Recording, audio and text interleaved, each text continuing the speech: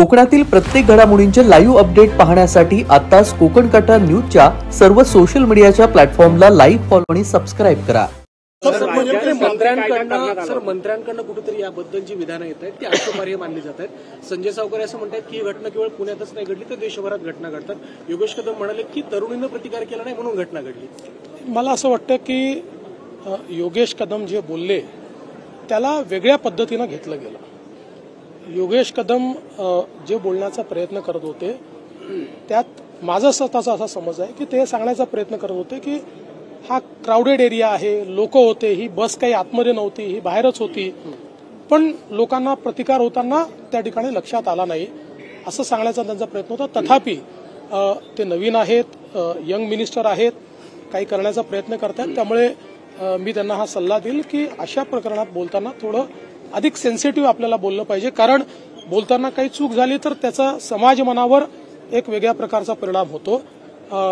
निश्चितपणे जेही मंत्री असतील किंवा लोकप्रतिनिधी असतील अशा घटनांच्या संदर्भात बोलत असताना त्यांनी सेन्सिटिव्हली बोललं पाहिजे असं सगळ्यांनाच माझा सल्ला असेल। काही थोडंसं तारतम्य हे सगळ्यांनी ठेवलं पाहिजे, आम्ही राजकीय लोकांनी पण ठेवलं पाहिजे आणि त्याच्यातून जो दोषी आहे त्या दोषीला पकडण्याच्या करता ह्या बातम्यांचा उपयोग त्याला आणखीन स्वतःला लपवण्याच्या करता होता कामा नये ही पण खबरदारी असेल। पण ह्या तर घटना होतातच आहेत, बलात्कारासारखी एक घटना पुण्यात आणि काय म्हणतो आपला मंत्री की ती ओरडलीच नाही।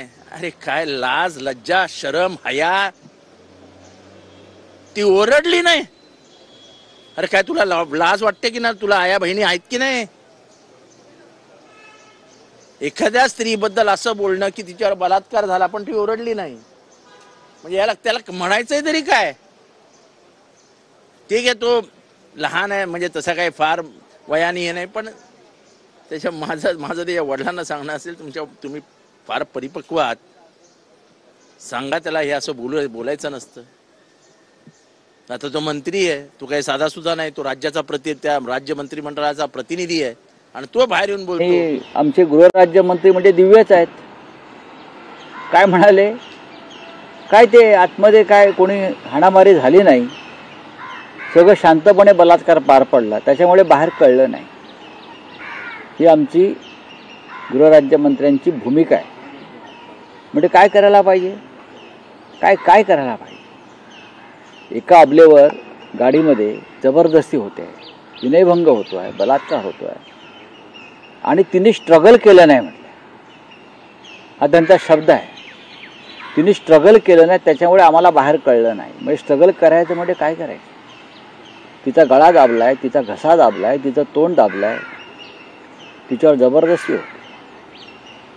पण पोलिसांनी आरोपीला पकडल्याचं आपण सांगताय त्याबद्दल नक्कीच पोलिसांचं अभिनंदन। गृहराज्यमंत्री योगेश कदम यांचं वक्तव्य कुठेतरी वादग्रस्त ठरत आहे, ज्या पद्धतीने त्यांनी म्हटलं की तिने प्रतिकार केला नाही असंच अशा प्रकरणात याबद्दल मला माहिती नाही, पण त्या नराधमाला अटक होणे आणि नराधमाला शिक्षा होणे, फाशीपर्यंत शिक्षा होणे जे काही तरतूद आहे कायद्याच्या तरतुदीतनं आरोपी सुटू नये ही काळजी पोलीस घेत आहे।